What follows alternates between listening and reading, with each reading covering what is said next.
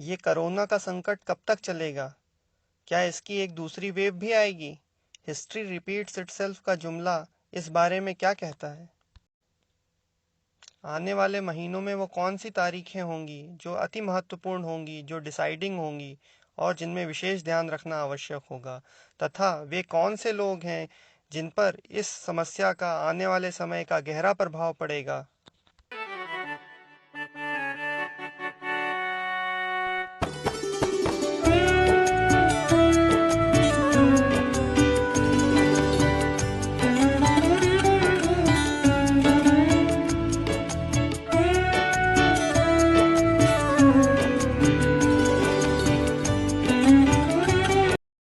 Actually मैं 2014-15 में क्या कर रहा था, मैं महाभारत की जो डेट है वो कैसे निकाली जाए एस्ट्रोलॉजिकली एंड प्लैनेट की पोजीशंस से, तो उस पर थोड़ी सी रिसर्च कर रहा था।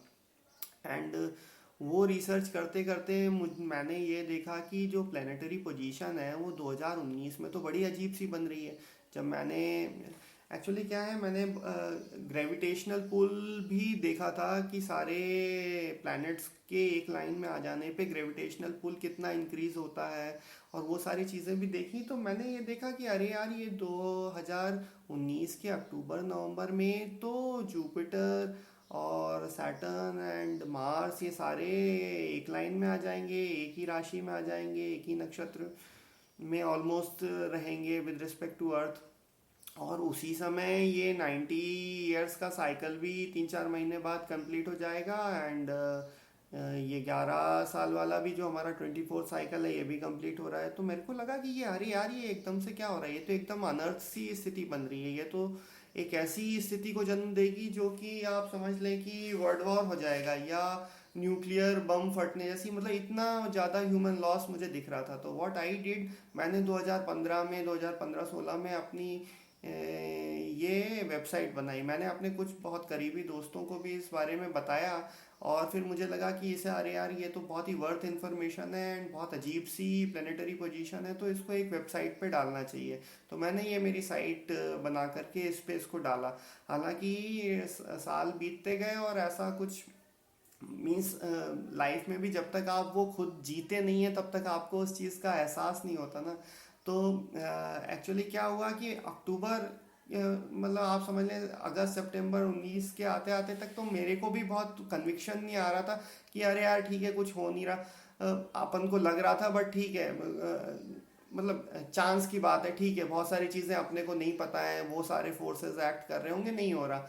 बट जैसे वो अक्टूबर में वुहान में नवंबर में चालू हुआ, एक दो केसेस आए, देन वो दिसंबर जनवरी में बढ़ करके इतने ज़्यादा हो गए, देन कन्विक्शन आया कि नहीं नहीं यार, ये तो उसी की तरफ बढ़ रही है बात।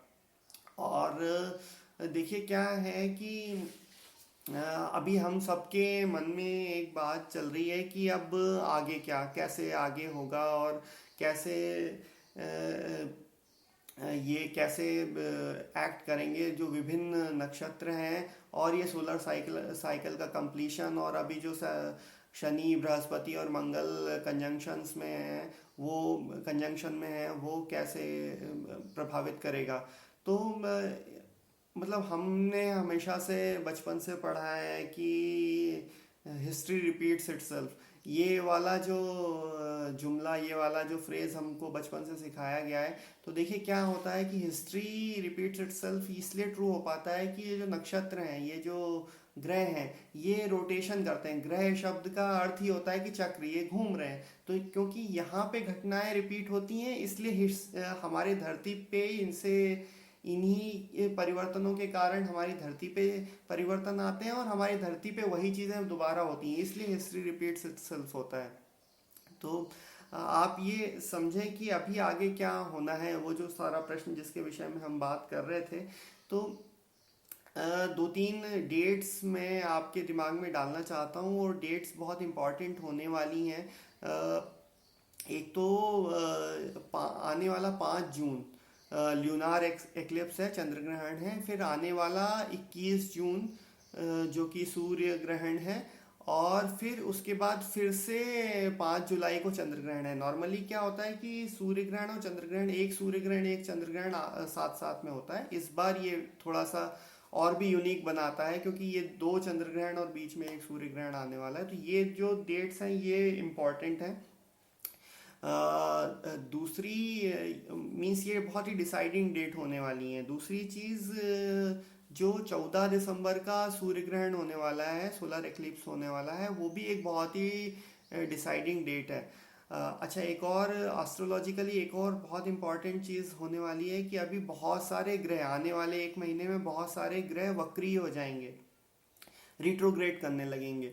तो उन इस पूरी प्लानिटरी पोजीशन का जो सम टोटल दिख रहा है, और जो हिस्ट्री में हमने पढ़ा है, हिस्ट्री में हमने स्पेनिश फ्लू को अगर आप ध्यान से देखें तो स्पेनिश फ्लू से हमें ये पता चला था कि फर्स्ट वेव आई थी, देन फर्स्ट वेव में मेजर ह्यूमन लॉस हुआ था, लेकिन जो सेकेंड वेव आई थी वो स्टिल मोर डिवास्टेटिंग थी।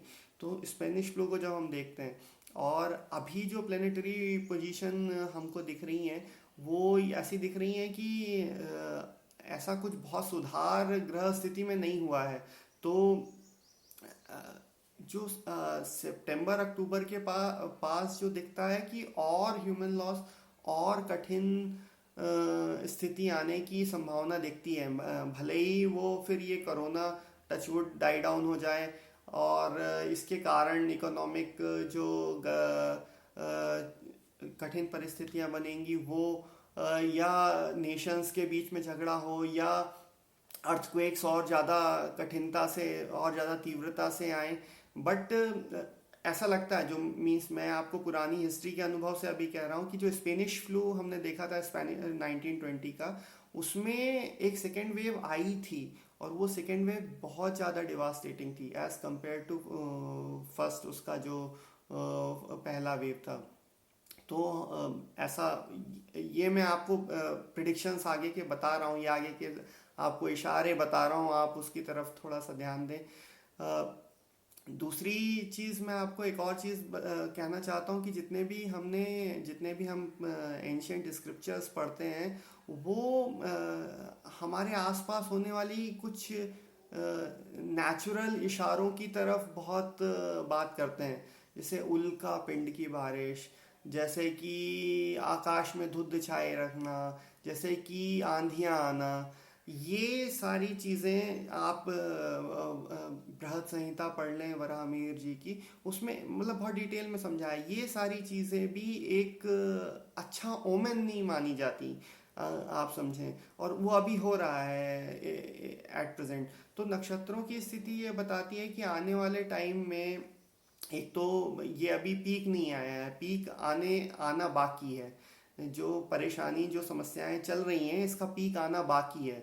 और वो पीक, जो गणनाएं कहती हैं कि वो पीक सितंबर अक्टूबर तक आना चाहिए, फिर दिसंबर जनवरी तक कंटिन्यू करना चाहिए। फिर जनवरी के बाद जब हमारे यहाँ कुंभ की व्यवस्था है, जब मार्च में कुंभ चालू होगा, जब राशियाँ शुभ होने लगेंगी, जब नक्षत्र शुभ होने लगेंगे, तब ये डाई डाउन होता दिख रहा है।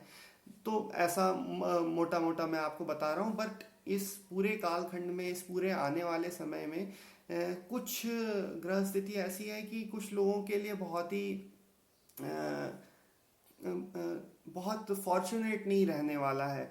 वो कौन से लोग हैं? जो कला के क्षेत्र से जुड़े हुए हैं, जो बुद्धिजीवी वर्ग है, जैसे आप समझें कि जो लेखक हैं, जो कलाकार हैं, जो संगीत के क्षेत्र से जुड़े हैं, जो राजनेता हैं, राजनीति में जो बड़ी हस्तियां हैं, जो सिनेमा में बड़ी हस्तियां हैं, उनके लिए ये जो आने वाला समय है ये बिल्कुल भी अच्छा सा नहीं प्रतीत हो रहा है।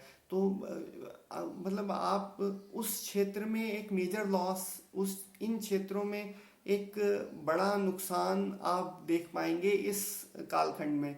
मैं 15 जनवरी 20 जनवरी 2021 तक की बात कर रहा हूँ। तो उस समय तक इस क्षेत्र में एक मेजर लॉस आपको दिखाई देगा। और आप ऐसा ना समझें कि इसकी वैक्सीन अभी निकल आएगी और ये सब बिल्कुल ख़त्म हो जाएगा। ये कंटिन्यू करेगा। मींस हो सकता है कि टचवुड सारा इन्फेक्शन डाई डाउन हो जाए, हम भी यही चाहते हैं और ईश्वर मदद करे। बट जो नक्षत्रों की स्थिति लगती है उसके हिसाब से ये पीक अक्टूबर नवंबर तक आना चाहिए इस उसका, और उसके बाद डाई डाउन होना ये चालू होगा, ऐसा दिखाई देता है आगे आने वाले समय में। अतः 5 जून, 21 जून, 5 जुलाई, अगस्त का पूरा महीना, 13 दिसंबर, 14 दिसंबर, 15 जनवरी व इसके आसपास की तिथियां बहुत ही ज़्यादा डिसाइडिंग होने वाली हैं। कला के क्षेत्र से संबंध रखने वाले व्यक्ति, विज्ञान के क्षेत्र से संबंध रखने वाले व्यक्ति, संपादन के क्षेत्र में जो व्यक्ति हैं, बुद्धिजीवी, जो सेलिब्रिटी हैं, जो संगीत में रुचि रखते हैं, संगीत जिनका प्रोफेशन है, ऐसे व्यक्ति, राजनेता, इन्हें विशेष रूप से सावधानी बरतने की ज़रूरत है। इन पर काफ़ी गहरा प्रभाव आने वाले समय में पड़ने वाला है।